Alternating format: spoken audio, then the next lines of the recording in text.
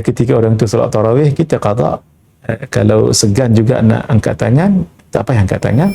Assalamualaikum. Ada setengah ustaz beritahu perlu qada solat wajib dahulu daripada buat solat tarawih.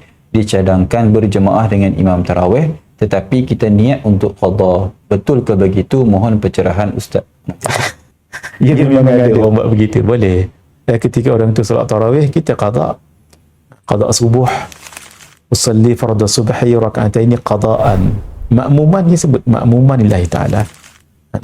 Ketika rakaat yang kedua, kan kita subuh, kan kita kunut. Kalau tak sempat, baca kunut pendek saja. Allahumma ghafirli ya ghafur wa sallallahu ala sayyidina Muhammad wa ala alihi wa sahbihi wa sallam. Rakaat kedua nanti, kita qada zuhur pula. Subuh tadi kan. Lepas subuh, rakaat ketiga, asar. Kalau mampu buat begitulah. Tapi kalau takut bingung, qada subuh saja, tak apa. Semua subuh. Dan kalau segan juga nak angkat tangan, tak payah angkat tangan.